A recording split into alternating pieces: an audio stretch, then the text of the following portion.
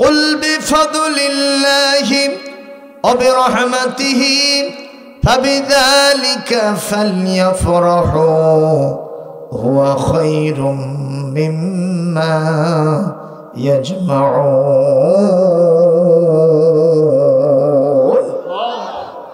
আল্লাহ রাব্বুল আলামিন সূরা ইউনূসের 58 নম্বর আয়াতের ভিতরে বলেন, হে নবী, আপনি মানুষদেরকে বলে দিন, তোমরা আল্লাহর অনুগ্রহ, তার ফজল, অনুকম্পা এবং রহমত, এই দুইটা নিয়ে খুশি হও, আনন্দিত হও, ফুর্তি করো। সুবহানাল্লাহ। তার মানে রহমত ও কোরআন, ফজল ও কোরআন, আমার নবী ও রহমত, কোরআন ও রহমত। কারণ আমার নবী আর কোরআনের ভিতরে কোনো ডিফারেন্স নাই। যেটাই নবী সেটাই কোরআন, যেটাই কোরআন সেটা আমার নবী। এই কারণে আল্লাহ রাব্বুল আলামিন বলেন, এই রহমতটা নিয়ে তোমরা খুশি থাকো, আনন্দিত হও, স্ফূর্তি করো। কারণ হুয়া খায়রুম মিম্মা ইয়াজমাউন, পৃথিবীতে তুমি যা কিছু জমা করেছো, কামাই করেছো, যা কিছু আর্ন করেছো, সকল কিছুর চাইতে আমার কোরআন হলো সর্বশ্রেষ্ঠ নিয়ামত। একটু জোরে বলেন আল্লাহু আকবার। ও মুসলমান, কি আজিম কিতাব! এই কিতাব সম্পর্কে আল্লাহ রাব্বুল আলামিন বলেন, এটা অসম্মানিত নয়, এটা হাবিজাবি কিতাব নয়। ইন্নাহু লাকুরআনুন কারীম। এই কিতাব হলো সবচেয়ে বেশি সম্মানিত। এখানে যারা আরবি ভাষার লেকচারার আছেন কিংবা শিক্ষক আছেন, আলেম আছেন, তারা বুঝবেন কারীমুন ফাইলুন ওজনে ফাইল মুবালাগা। এর মানে হলো অতীব সম্মানিত, সবচাইতে বেশি মর্যাদার অধিকারী। যে কিতাব আওয়াজ দিয়ে বলেন, ড্রাইভারের মর্যাদা কি এক হবে? কারণ উনি কার ড্রাইভার? প্রধানমন্ত্রীর ড্রাইভার। প্রধানমন্ত্রী অতীব সম্মানিত একজন ব্যক্তি, তার সাথে লেগে থাকার কারণে একটা ড্রাইভারের মর্যাদা বেড়ে গেছে। অনুরূপভাবে কোরআন যদি সম্মানিত হয়, অতীব সম্মানিত হয়, মহিমান্বিত হয়, এই কোরআনের সাথে যদি আমরা থাকি, আমাদের সম্মান বাড়বে না কমবে? আমরা কি কোরআনের সাথে থাকতে রাজি আছি? দেখি কারা কারা রাজি আছি। এক হাত না দুটো হাত তুলে আমার আল্লাহকে দেখাবেন। লিল্লাহে তাকবীর, লিল্লাহে তাকবীর, নারায়ে তাকবীর, নারায়ে তাকবীর। আর একটু জোরে হতে পারে? নারায়ে তাকবীর, নারায়ে তাকবীর। আল কোরআনের আলো সারা দুনিয়ায় জালো। কোরআন সুন্নাহ যেখানে,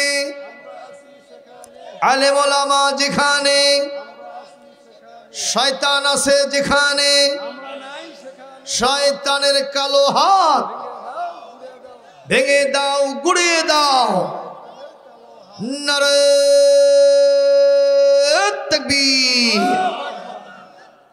আলহামদুলিল্লাহ জোরে বলেন।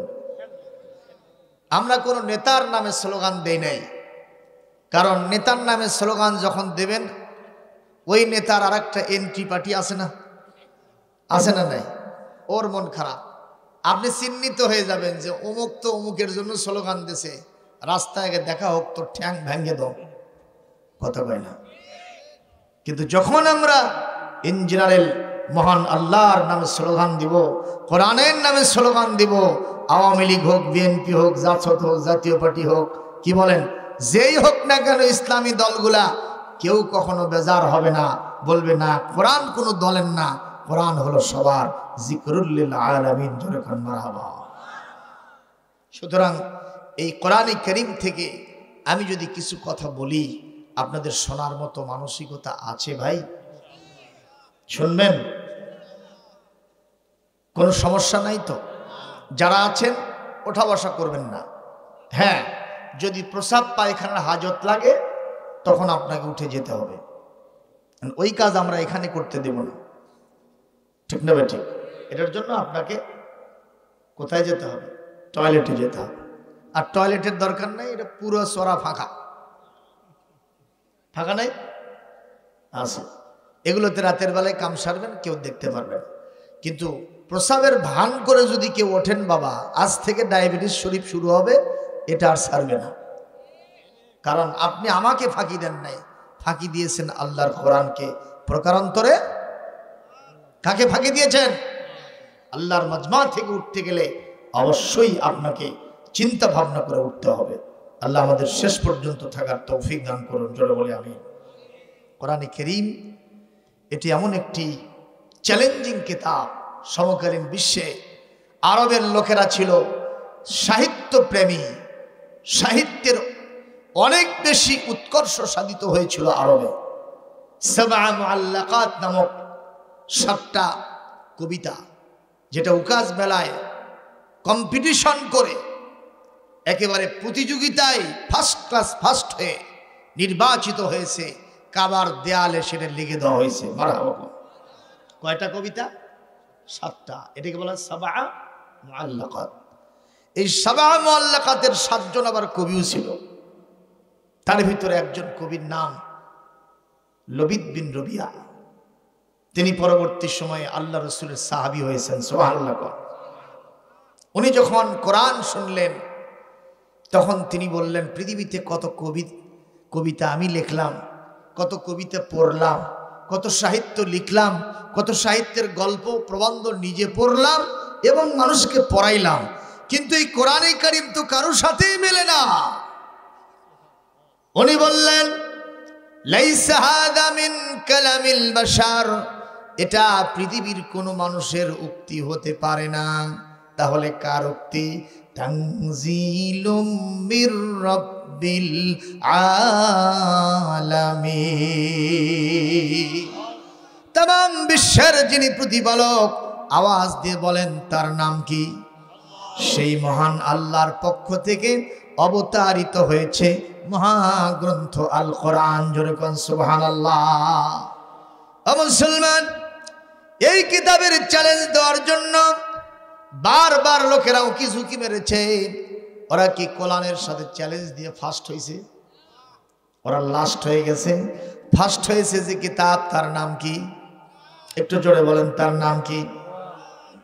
ওই আরবে এক ভণ্ড নবী আসলো, যার নাম মুসাইলামাতুল কাযযাব।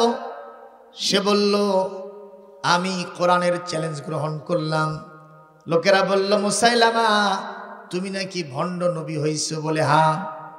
বলে নবী হলে তো কিতাব লাগে, সূরা লাগে, আসমানি বাণী ওহী লাগে। কয় ওটা আমারও আছে। আসলে কি আছে? কজরে কোন আছে? এই পৃথিবীতে কাফের বেদিন মুশরিক কোরআনের সাথে যারা চ্যালেঞ্জ দিতে আসছে, এরা সত্য কথা বলতে পারবে না, এরা সব সময় মিথ্যাবাদী হবে।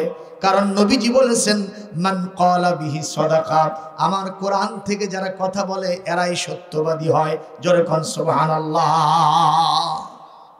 আর আল্লাহ রাব্বুল আলামিন সূরাতুত তাওবার 119 নম্বর আয়াতের ভিতরে বলেন, ইয়া আইয়ুহাল্লাযীনা আমানুত্তাকুল্লাহা ওয়া কুনু মা'আস সাদিকিন।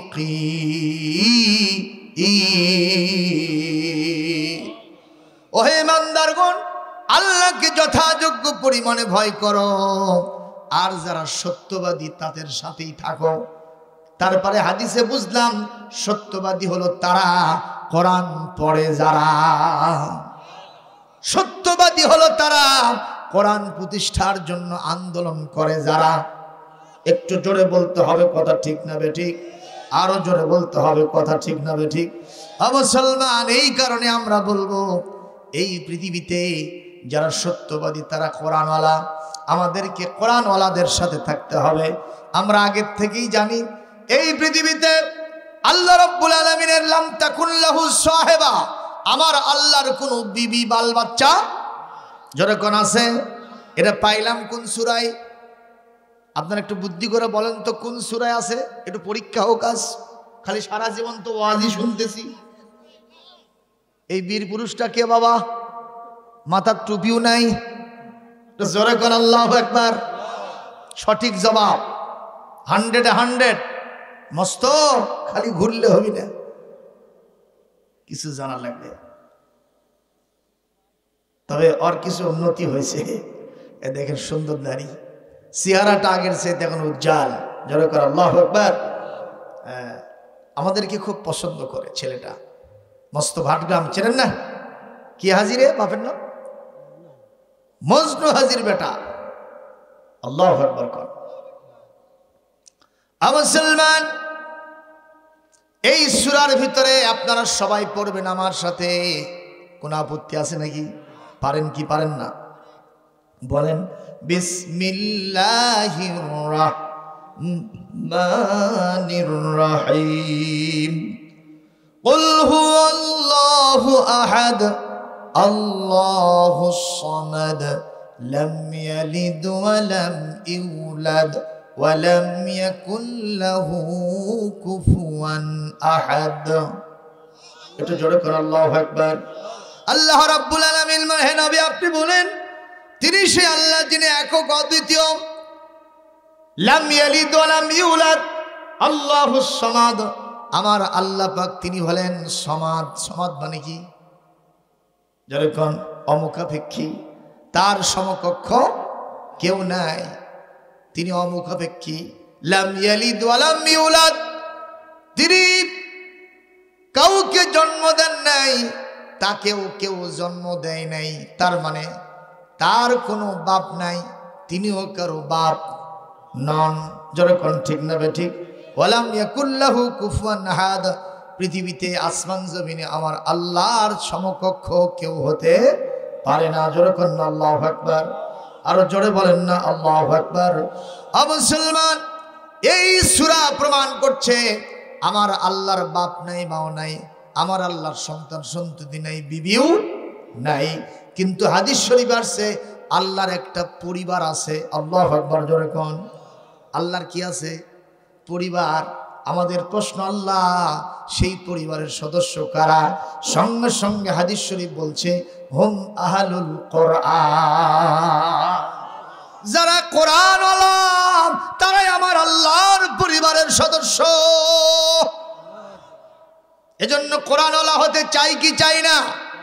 আল্লাহ কবুল করুন, জোরে বলেন আমিন। আবার আমার আল্লাহর আরেকটা পরিবারের সদস্য আছে।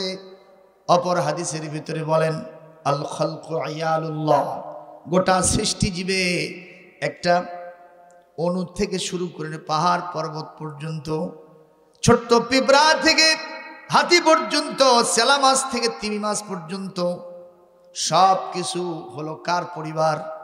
একটু জোরে কোন কার পরিবার?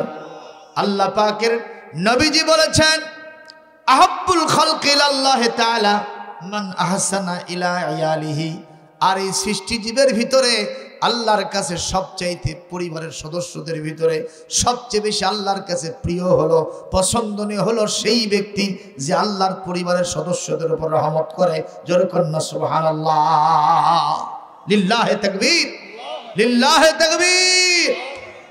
ও মুসলমান, কষ্ট পাচ্ছেন? কষ্ট পাচ্ছেন? মুসা আলাইহিস সালামকে একদিন একটা পিঁপড়া কামড় দিয়েছে। যখন কি তা আবার ডাই পিঁপড়া, তা কামড় দিয়েছে কোন জায়গা ছেড়ে জানেন? একেবারে আসল জায়গা। যখন কোন জায়গা? সেটা হলো অন্ডকোষ। কোন জায়গায়? অন্ডকোষে একেবারে কামড় দিয়েছে পিঁপড়া। রাতের বেলায় কামড় দিয়েছে, বুঝছেন? উনি বুঝতে পারলো ঘটনাটা কি। তারপর ওনার বিবিকে বলল এই লাইট নিয়ে আসো। লাইট নিয়ে আসা, বুঝছেন, একের পর এক পিঁপড়ার গোষ্ঠী যে যেখানে আছে সবগুলোকে সাইজ করছে, মারে সবগুলো শেষ। আল্লাহ রাব্বুল আলামিন বলে পিঁপড়া কষ্ট কি পাচ্ছেন নাকি? কষ্ট পাচ্ছেন নাকি? কথা কি শুনতেছেন? আল্লাহ পাক বলে পিঁপড়ার জাত মুসার সামনে থেকে সরে যাও। মুসার পাগলামি ধরছে, মুসা খেপছে। আর মুসা যদি খেপে ফেরাউনের খবর আছে না নাই? একটু ছোটবেলায় একটা থাপ্পড় হাঁকা ছিল, কথা কয় না বাবা? হাঁকাছে না হাঁকাই নেই? এই থাপ্পড় খায়া সঙ্গে সঙ্গে মুসাকে নামায় দিয়ে করছে, আসিয়া তরবারি দাও, এর সাইজ করব। কেন? এই তো আমার শত্রু। আসিয়া বললেন, খবরদার, এই বাচ্চা শিশু, এ ভালো কিছু বুঝতেও পারে না, খারাপ কিছু জানে না, কোনটা অঙ্গার আর কোনটা ওই যে সোনা দানা রূপা, এগুলো তো বুঝতে পারে না, পার্থক্য করতে পারে না, আর তাকে তুমি মারবা, এটা কখনো আমি সমর্থন করি না। বলে, তাহলে আমি পরীক্ষা করব, একটা পাত্রের ভিতরে সোনা রাখবো, আর একটা পাত্রের ভিতরে জ্বলন্ত আগুন অঙ্গার রাখবো। আমি যদি দেখি ওই আগুন মুখে দিয়েছে, আগুনটা ধরেছে, আমি মারবো না। যদি সোনা নেয় বুঝবো বুদ্ধি আছে, জেনে শুনে আমাকে থাপ্পড় মারছে। কথাগণ ঠিক না বেঠিক? নবুয়তের স্বভাব সুলভ ভঙ্গিতে হযরত মুসা আলাইহিস সালামের হাতটা যাচ্ছিল সোনার দিকে। আল্লাহ পাক পরবর্তী সময় ওয়াজ করে বলেন, মুসা রে, যদি তোমার হাতটা সোনার দিকে যেত আর সোনাটা নিয়ে যদি তুমি মুখের ভিতরে দিতা, তোমার কামটা সেই দিনই সারা হয়ে যেত, ওরে তোমাকে হত্যা করত। কিন্তু আমি আল্লাহ পাক জিবরাইল আমিনের মাধ্যমে তোমার হাতটা আগুনের দিকে দিয়ে দিলাম। আল্লাহ যদি কাউকে বাঁচাতে চান, তাহলে সামান্য একটা ওসিলা বাহানা দিয়েই আল্লাহ তাকে বাঁচাতে পারেন। জোরে কোন সুবহানাল্লাহ, জোরে কোন সুবহানাল্লাহ। আজকে ফিলিস্তিন শেষ হয়ে গেল, মুসলমান যেখানেই দাঁড়ায় সেখানে মাথায় বাড়ি দিয়ে বসে দেয়। কথা কন না কেন? সব জায়গায় মুসলমানদের বিপদ মুসিবত, চতুর্দিক থেকে ঘন কালো অন্ধকার নেমে এসেছে, ঘন ঘটা অমাবস্যা, কোথাও আলোর কোনো আলোকচ্ছটা দেখা যাচ্ছে না, একটু সামান্য আলোর আভা দেখা যাচ্ছে না। তারপরেও কি মহান আল্লাহ সুবহানাহু ওয়া তাআলার একটা ইশারা ইঙ্গিত তার পক্ষ থেকে আছে না নাই? আরো জোরে কর। কারণ বিনা মেঘেও, কথা কয় না বলে, বিনা মেঘেও পচা শামুকেও কাটে। কষ্ট হচ্ছে বুঝি? আল্লাহ বললেন, মুসা, তুমি এতগুলো পিঁপড়া মারলে কেন? বলে, আল্লাহ আমাকে কামড় দিছে, তা আবার জাগা মতো। আল্লাহ বলেন, কয়টা পিঁপড়া কামড় দিছে? কয়, পিঁপড়া কামড়াছে আমাকে একটা। যে তুমি তো হাজার হাজার মেরে ফেলছো, হোয়াট ইজ দ্য কজ, মা হুয়া সাবাব, কোন কারণে এতগুলো মারলে? কর কি, কয়টা কামড়াছে আর মারছে কত? হাজার হাজার। এটা কেন করলে বলো? আমার পরিবারের সদস্য, তুমি এতগুলোকে মারলে, আমি আল্লাহ পাকের জাতে আঘাত লাগছে। যেরকম আল্লাহু আকবার। কোন পরিবারের সদস্যকে অন্যায় ভাবে মারা যাবে না।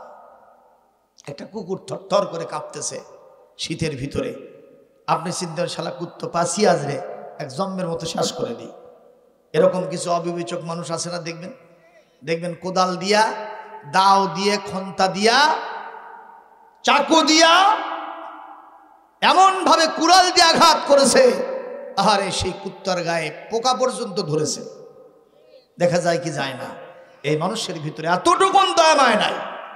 আল্লাহর সৃষ্টি জীব হিসেবে আপনি যদি একটা কুকুর কেউ দয়া করেন, আল্লাহ পাকে ওসিলাই আপনাকে এমন কিছু দেবেন যেটা আপনি টেরও পাবেন না। জোরে করে আল্লাহু আকবার।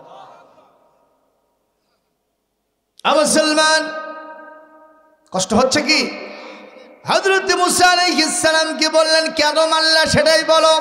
বলে, আল্লাহ, আমার একটা কারণ হচ্ছে, এগুলোকে মারার আমার একটা কারণ হচ্ছে। কি সেটা? বলে, কারণ হলো এইটা, একজন আমাকে কামড় দিয়েছে, ওরা সবগুলো তাকায় থেকে দেখলো কেন?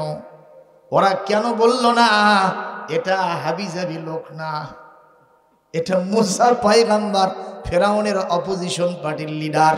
একটু জোরে করেন আল্লাহু আকবার। ওরা তাকে সতর্ক কেন করলো না? আমি এই জন্য ওদেরকে সাইজ করছি।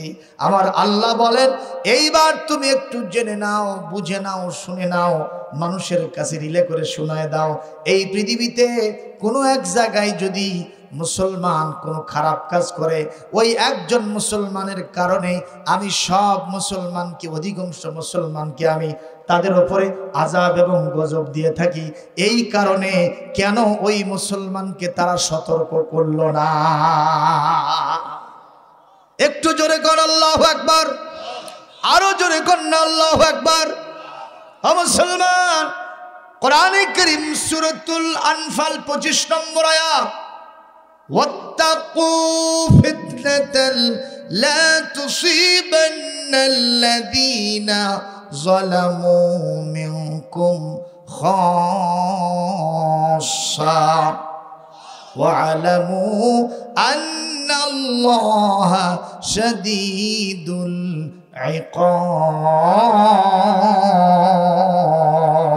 ইকাব। আল্লাহ রাব্বুল আলামিন বলেন, কোন জায়গায় যদি কোনো জালেম মানুষের উপরে জুলুম করে আর নির্দ্বিধায় তাকে যদি তোমরা জুলুম করার সুযোগ দিয়ে দাও, একটু কানের মধ্যে কথাটা ভালো করে ঢুকে নেন। কথাটা কার? একটু জোরে কোন কথা কার? কোন এলাকায় কোনো মানুষ যদি জনগণের উপরে জুলুম করে আর ওই এলাকার মানুষ জনগোষ্ঠী যদি তাকে সেখান থেকে না ঠেকায়, তাকে জুলুম করা থেকে বিরত না রাখে, আল্লাহ পাক বলেন এমন আযাব আর গজব দিব, শুধু ওই জালেমকেই সেটা স্পর্শ করবে না, তোমরা যারা মাজলুম তোমাদের উপরেও এই বসান আমি দেব। একটু চিৎকার দিয়ে বলেন নাউজুবিল্লাহ। এজন্য জালেম যদি কেউ হয়, অত্যাচারী মানুষ যদি কেউ হয়, পাপাচার যদি কেউ হয়, আমাদের এই সমাজের ভিতরে কিছু জেনাকার মানুষ আছে না, কিছু মদারু মানুষ আছে না। আমরা বলি, এক জায়গায় গেলাম, দেখেছি কিছু সংখ্যক ছেলে পেলে তারা আড্ডা দিচ্ছে, মদ খায় আর হই হল্লোর করতেছে। আমি জিজ্ঞেস করলাম এই ছেলেগুলি কারা? হুজুর ওদের দিকে তাকান না, এরা নষ্ট। এরা কি? এরা নষ্ট। এরা মদ খাতে খাতে ওদের জীবন শেষ হয়ে গেছে।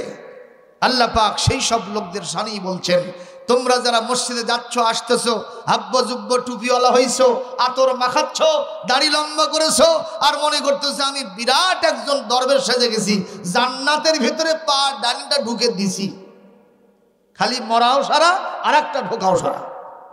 আল্লাহ পাক বলছেন সে গুড়ে বালি।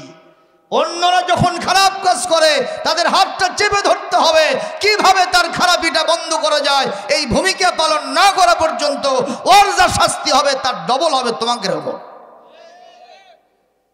ঠিক এই কয়জন বললেন কেন? আল্লাহর কোরআন সূরাতুল আনফাল আয়াত নম্বর কত? 25। জোরে কোন কত? আরো জোরে কোন কত? ইনশাআল্লাহ বাড়িতে গিয়ে দেখে নেবেন। আমি কি আপনাদেরকে কষ্ট দিচ্ছে নাকি? সুতরাং আমি এই মুহূর্তে আপনাদের সামনে কোরআন কারীম থেকে তেলাওয়াত করেছি, যেখান থেকে আলোচনা হবে সেখান থেকে।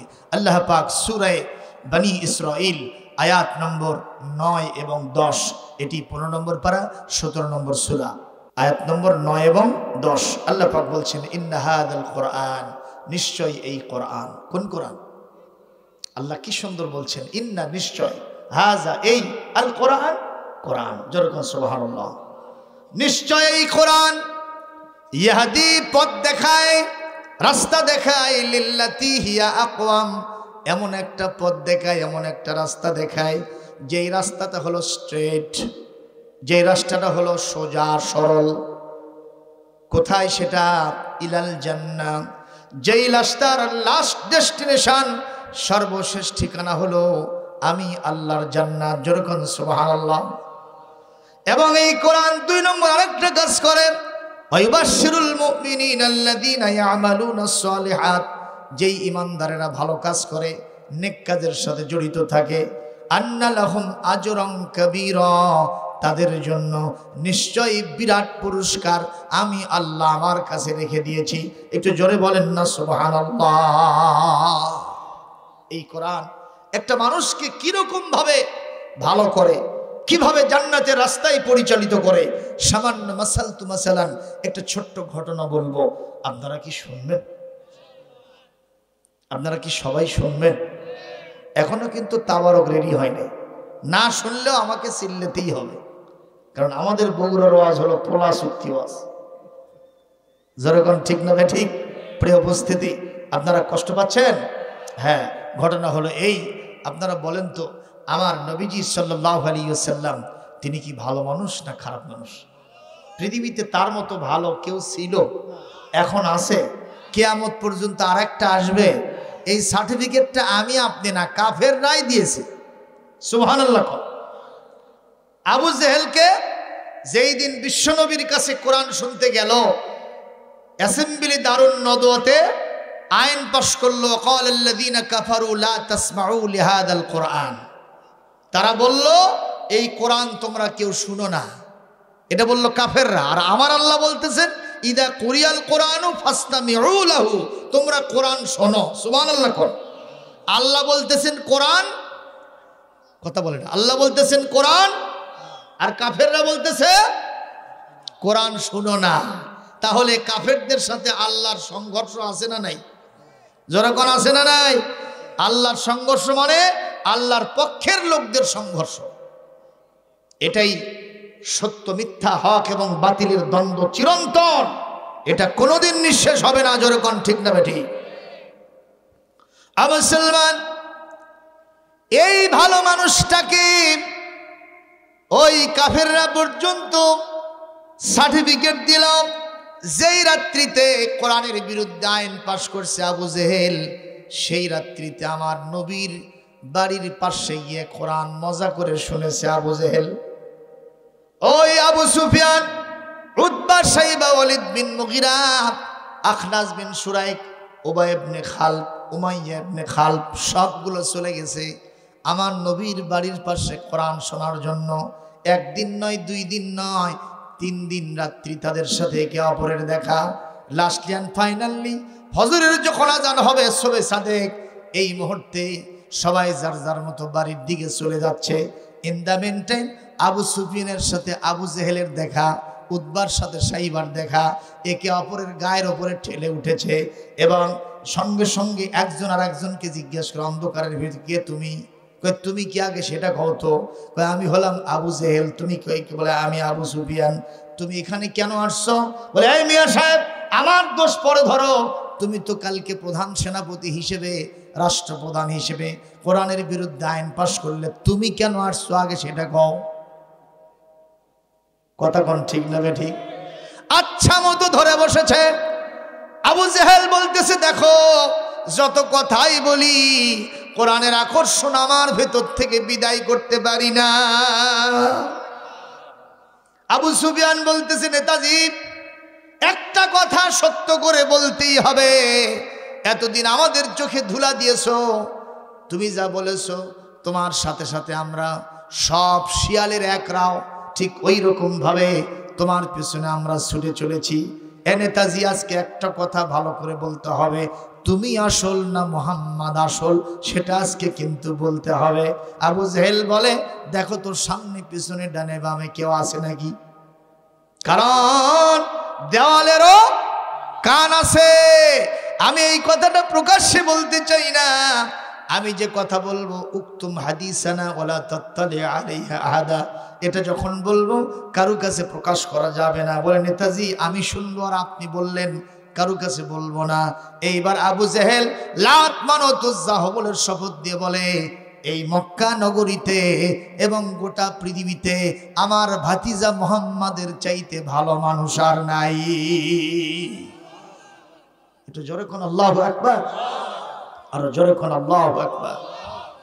যাদের হৃদয়ে আছে আল্লাহর ভয়, তারা কভু পথ ভুলে যায় না। আল্লাহর প্রেম ছাড়া এই দুনিয়ায় কারো কাছে কোনো কিছু চায় না, ঠিক না? রাতের আধারে যারা সেজদাতে রয়, দু চোখের শ্রুতে নদী যেন বয়, ঠিক না ঠিক? রাতের আধারে যারা সেজদাতে রয়, দু চোখের শ্রুতে নদী যেন বয়। ছলনার হাত ছানি যতই আসুক, পিছনে ফিরে চায় না। যাদের হৃদয়ে আছে আল্লাহর ভয়, তারা কভু পথ ভুলে যায় না। আল্লাহর প্রেম ছাড়া এই দুনিয়ায় কারো কাছে কোনো কিছু চায় না। আল্লাহুম্মা আমিন।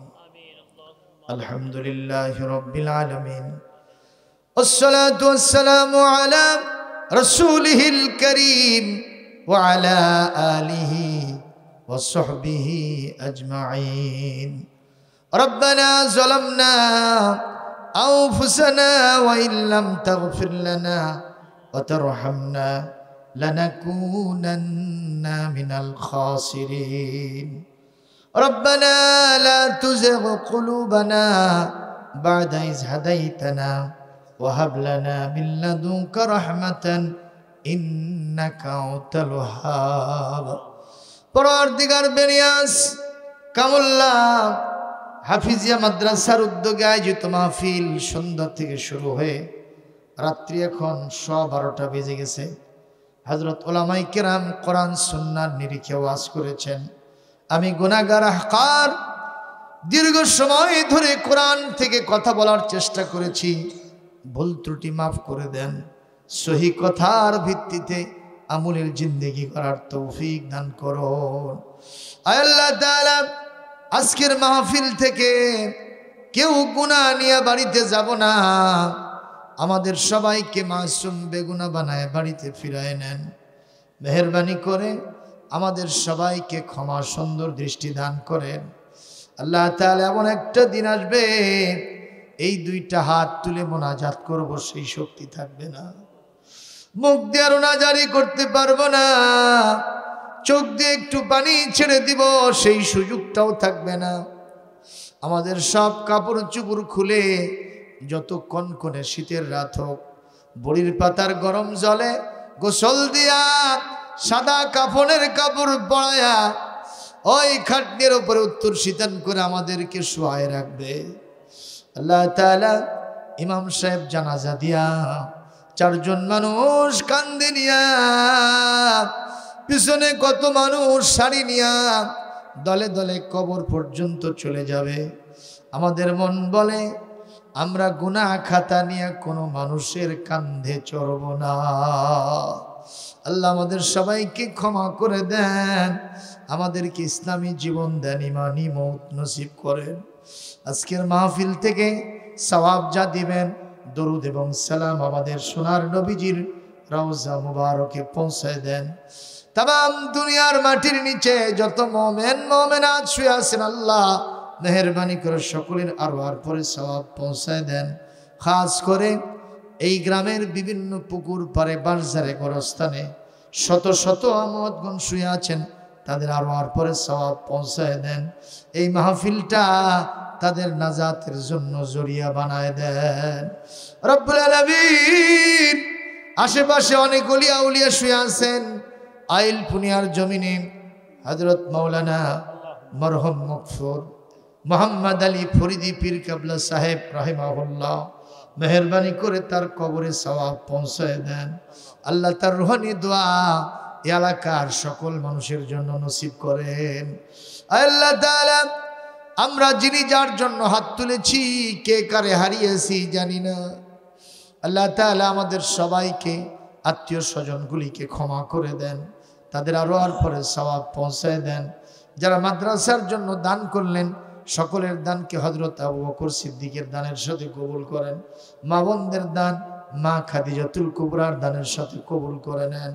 আল্লাহ মাদ্রাসাকে কিয়ামত পর্যন্ত দায়েম কায়েম জারি রেখে দেন রব্বুল আলামিন।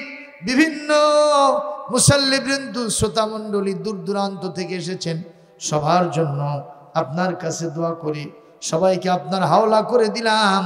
যার যে চাওয়া পাওয়া মেহেরবানি করে কবুল মঞ্জুর করে নেন। আল্লাহ তাআলা, আজকের সম্মানিত সভাপতি, সহ সভাপতিগণ এবং আজকের প্রধান অতিথি, আমার বিশেষ আলোচক, আমার প্রবর্তী বড় ভাই, আমাদের সম্মানিত হুজুর আব্দুস সামাদ সাহেব সহ আল্লাহ তাআলা হযরত উলামায়ে কেরাম, সুধী মণ্ডলী, মুরব্বিয়ানে এজাম যারাই আমরা এসেছি, আল্লাহ যুবক ভাই মেহেরবানি করে সবাইকে শাহী দরবারে কবুল মঞ্জুর করে নেন। আল্লাহ তাআলা, একটা দোয়া করি মাবুদ, ফিলিস্তিনের জমিনে মুসলমানদের রক্তে লাল হয়ে গেছে আল্লাহ, শিশুগুলি ফুলের পাপড়ির মতো চেহারা, রক্ত দিয়ে লালে লাল হয়ে গেছে। কারো হাত নাই, পা নাই, বাবা নাই, মা নাই, ধ্বংসস্তূপের নিচে 7 দিন যাবৎ পড়েছিল। নেটের ভিতরে দেখলাম ঘাস খেয়ে খেয়ে জীবন অতিবাহিত করেছে। আল্লাহ হাসপাতালের বেডে চিকিৎসাধীন, বিমান হামলা চালায় হাসপাতালকে গুড়িয়ে দেওয়া হয়েছে। গাজা সিটিটা আজকে একটা কবরস্থানে পরিণত হয়ে গেছে। আল্লাহ শিশুদের কবরস্থান হয়ে গেছে। মেহেরবানি করে আল্লাহ এখনো যারা নিখোঁজ আছে তাদেরকে উদ্ধার করে দেন। যুদ্ধবিরতি চলতেছে, আমরা এই যুদ্ধ আবার নতুন করে শুরু হোক সেটা চাই না। আমরা শান্তি চাই, আমরা কখনো যুদ্ধ চাই না। রব্বুল আলামিন এদেশবাসীর উপর রহমত নাজিল করেন। আসমানি জমিনি জামানার হার কিসিম বালা মুসিবত থেকে আমাদেরকে বাঁচায় দেন। আল্লাহ গো, বিবদমান দলগুলির ভিতরে দাঙ্গা হাঙ্গামা হয়, আল্লাহ রক্তপাত এগুলি আমরা চাই না, আমরা শান্তি চাই। সহাবস্থান পয়দা করে দেন। কিয়ামত পর্যন্ত বাংলাদেশের প্রতি ইঞ্চি জমিনের স্বাধীনতাকে বজায় রেখে দেন। আল্লাহ তাআলা কোরআনের আলোচনা হলো, আমাদের সবাইকে মেনে চলার তৌফিক দান করুন। এই আশা নিয়ে হাত নামাই। আমাদের সবাইকে দেখেছেন, আমাদের কথাগুলি শুনেছেন এবং কবুলিয়তের মর্যাদা দান করেছেন। কুন্দরহাট হাইওয়ে থানার ওসি সাহেব তিনি আমার কাছে ফোন করে দোয়া চেয়েছেন। আল্লাহ তাআলা জায়েজ তরিকায় তার মনের আশা কবুল করে নেন। রব্বানা তাকাব্বাল মিন্না ইন্নাকা আনতাস সামিউল আলিম ওয়া তুব আলাইনা ইন্নাকা আনতাত তাওয়াবুর রহিম। সিতরুল আরশি মাসবুলুন আলাইনা ওয়া আইনুল্লাহি নাযিরাতুন ইলাইনা বিহাউলিল্লাহি লা ইয়াকদিরু আলাইনা। আল্লাহুম্মা ইন্না নাজআলুকা ফি নুহুরিহিম ওয়া নাউযু বিকা মিন শুরুরিহিম। সুবহানা রাব্বিকা রাব্বিল ইজ্জাতি আম্মা ইয়াসিফুন ওয়া সালামুন আলাল মুরসালিন ওয়ালহামদুলিল্লাহি রাব্বিল আলামিন। ওয়াজআল আখিরা কালিমাতিনা ইনদাল মাউতি লা ইলাহা ইল্লাল্লাহু মুহাম্মাদুর রাসূলুল্লাহ।